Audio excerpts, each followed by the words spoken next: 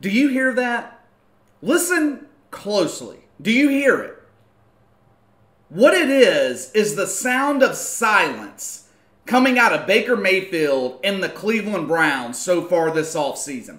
This time last year, all we heard out of Cleveland was how great the Cleveland Browns were going to be in 2019. They're going 12-4. We'll win the AFC North. We are taking the division title from the Pittsburgh Steelers. Now, obviously, they forgot about the Baltimore Ravens, but I digress. It wasn't just the Browns as an organization that was shouting this bullshit to any and everyone that would listen. The fans and the media in Cleveland were just as guilty. They bought into the hype that Baker Mayfield and his teammates were selling. And who can blame them? It had been so long since people in Cleveland had something to be excited about from the dump known as the Browns. They hadn't had a winning record since 2007. Haven't made the playoffs since 2002. And Baker Mayfield did a phenomenal job selling how great the Browns were going to be. Now, of course, the problem was you've got to deliver all that shit talk on the field. And the Cleveland Browns were a disaster of epic proportions last season. It's crazy when I think sometimes how different the NFL and the NBA are. Trash talking in the NBA can be somewhat effective. Michael Jordan, Charles Barkley, Kobe Bryant. These guys were known trash talkers. But the difference is they could back it up on the court. They would tell everyone what they were going to do, and then they would go out there and do it. In the NFL, it's a bit of a different story. One guy can take over a game in the NBA. It's not like that in the NFL. Going into last season, the Cleveland Browns had a massive target on their back. One that they put there themselves. They got punched in the mouth week 1 at home against Tennessee and continued to get drugged through the remainder of the season. Going into 2019, it was a perfect storm for the Browns. After ending the season before in 2018, 5-3, Baker Mayfield performing at a high level. They went out and got Odell Beckham. The Browns started believing their own hype. For the first time in his life, Baker Mayfield wasn't being doubted. He was being praised. They went into 2019 thinking that everything would be easy for them. We've got 2 dynamic receivers, great pass rush, an emerging young quarterback. We are going to be unbeatable. Part of the problem last season was I think Baker Mayfield lost his edge. For the first time in his life, he was actually taken seriously. And I think that caused him to take football less seriously. Cleveland lacked preparation all last season. Baker Mayfield's off filming every fucking TV commercial that he gets offered. The Browns thought that they were going to win with ease last year. And they had the perfect head coach in Freddie Kitchens that allowed all of this to happen. A quote, player's coach, which was the absolute last thing a young team like the Browns needed. Players coaches do not work in the NFL. They work in the NBA. All of that has changed in Cleveland. There is a real leader, I feel like, in the locker room now, and his name is Kevin Stefanski. The bullshit now stops at the door to the facility. If I were a fan of the Cleveland Browns, the silence this offseason would be reassuring. Seeing Cleveland.com predict the Browns to go 4-12 in 2020, that is exactly what I would want to see. I think Baker Mayfield needs that. He needs to be doubted. He needs that to get his edge back. Before last season, Baker Mayfield had always been the underdog in his life. Doubted in high school, doubted in college because of his size. Even going into his final year at Oklahoma, people didn't consider him to be a threat for the Heisman Trophy or the national championship. He entered that season coming off the heels of that video that came out of his arrest the summer before. And as a result, he thrived, won the Heisman that year, had a great final season at Oklahoma. I think going 5-3 to end the 2018 season was the worst thing that could have happened to Baker Mayfield. Well, that and elevating Freddie Kitchens to head coach. But here's why I say that. That 5-3 record is highly misleading. Baker Mayfield led the Browns to wins over the Bengals twice, the Falcons, the Broncos, and the Panthers. Those 4 teams had a combined record of 26-38. Now, the 3 losses in that stretch, it came to all playoff teams, of course, blown out by the Chiefs and the Texans, lost by 2 against the Ravens. It was all an illusion. That 5-3 last half of that season was all an illusion. Cleveland beat up on terrible teams, got their ass kicked against legitimate opponents. It gave Baker Mayfield a false bravado, a false confidence. 2020 is a make or break season for him. It is a make or break season for Baker Mayfield. These quarterbacks that get drafted, top 5, top 10, they've got about 3 years in the league to prove themselves as a starter. Once those 3 years are up and you have failed to make the playoffs or at least have a winning season or at least show some type of improvement, it's time to get used to holding the clipboard in your hand on the sidelines because you're going to be a backup somewhere else.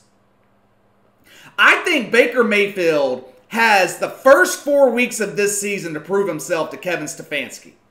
If the Browns get off to a start like they did last season, Baker Mayfield struggling out of the gate, I don't think Stefanski will hesitate to yank Baker Mayfield and put in Case Keenum. Don't forget, Case Keenum is Kevin Stefanski's guy. They were together in Minnesota back in 2017 when Keenum led the Vikings to that NFC Championship game. Baker Mayfield is not Kevin Stefanski's guy. I feel like Baker Mayfield's playing for his job this season in Cleveland. But I think all of the elements are there for this to be a rebound season for Baker Mayfield. Much like 2019 was a perfect storm for disaster, I think 2020 is a perfect storm for success for Baker Mayfield and the Cleveland Browns. Now, I know I rag on Baker Mayfield and the Browns a lot on this podcast, but 2019 wasn't all his fault. He isn't blameless, but it wasn't all on him. The Browns as an organization fucked everything up last year. Freddie Kitchens, terrible decision as a head coach. More importantly, though, after the glimmer of hope near the end of the 2018 season with how Baker Mayfield was playing, Freddie Kitchens let quarterbacks coach Ken Zampese go and hired Ryan fucking Lindley instead, which was absolutely detrimental to the development of Baker Mayfield. He also wasn't helped by the fact that Odell Beckham and Jarvis Landry were hurt most of last season. In the case of OBJ, once again, the Browns as an organization fucked everything up. He wanted to have surgery on his injured groin before the season. Would have caused him to miss the first 3 or 4 weeks of the year. Instead, the brilliant Browns medical staff insisted that it was better for him to play through it. We all saw the result of that wise decision. OBJ was not himself all season. Jarvis Landry had a hip injury that he played through all year. Even though he had one of the best seasons of his career statistically, the injury limited his ability to practice. The dynamic between a quarterback and a wide receiver is all about timing, and without the ability to practice together, Baker Mayfield and Jarvis Landry never developed any kind of timing or rhythm. It also didn't help that Baker Mayfield spent the majority of last season either planted on his ass or running for his life. He was sacked on 7% of his dropbacks, and that doesn't count all the times that he was hurried in the pocket, which was part of the reason that he threw 21 interceptions. The Browns' offensive line was terrible last year. All of the problems facing Baker Mayfield and the Cleveland Browns last season, I think, have been solved. They dumped the bum known as Freddie Kitchens. Really smart move. Hired a real head coach, Kevin Stefanski. They shored up the offensive line in the draft. Both Odell Beckham and Jarvis Landry should be 100% to start the season. The Browns are also helped by the schedule this year. The beginning of the 2019 season for Cleveland was grueling. opened up against the Titans, got their ass kicked. Starting week 3, they had consecutive games against the Rams, Ravens, Niners, Seahawks, Patriots. All playoff teams besides the Rams. Those 5 teams had a combined record of 59-21. It ain't hard to see why the Cleveland Browns were 2-5 and essentially out of the playoffs midway through the year. 2020, the schedule to open the season is so much easier for the Browns. After opening up against Baltimore, they've got the Bungles, Redskins, and Cowboys. I actually think the Browns will be 3-1 after the first 4 weeks of the year. I have them at 6-2 at the midway point. But that's when I think it all falls apart for the Browns. The back half of their schedule's tough. Think they'll lose to the Texans, Eagles, Titans, Ravens, Jets, Steelers.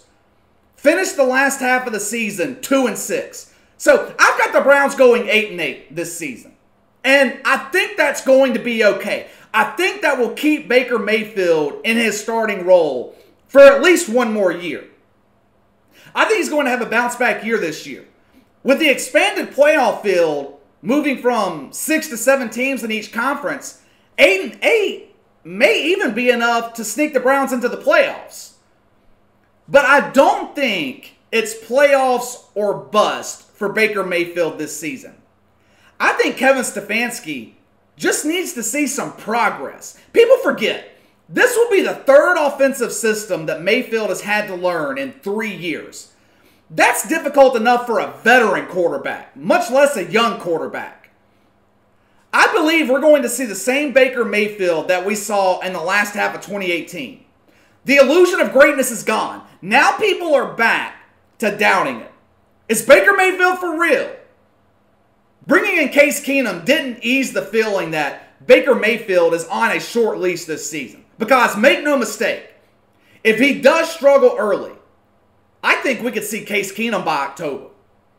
Baker Mayfield doesn't have any excuse this time around. The early part of the schedule is far from difficult. If the Browns can't be 2-2 at minimum after the first 4 weeks of the season, then there is a problem in Cleveland.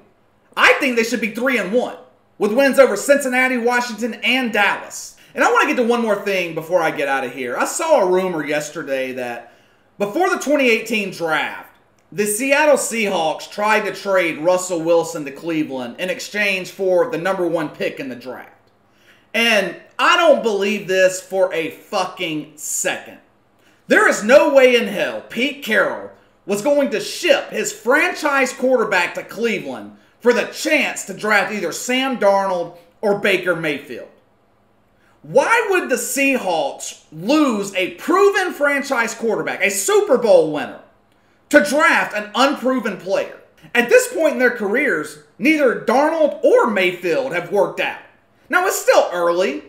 They could develop into a franchise quarterback, but it hasn't happened yet. They aren't at the level of a Patrick Mahomes or a Lamar Jackson. At the time, the Seahawks were in the middle of negotiations with Russell Wilson for his contract extension. Now, could the organization have planted the seed in Russell Wilson's ear to try and influence him in the negotiations? Maybe. Possibly even likely. Obviously, if that happened, if this rumor is true, it had zero effect on the negotiations because Russell Wilson became the highest paid quarterback in the fucking league. I just wanted to mention that. There's absolutely no fucking way that the Seattle Seahawks were even remotely considering shipping out Russell Wilson to fucking Cleveland, the doldrums of the NFL, in exchange for the chance to draft Sam Darnold or Baker Mayfield.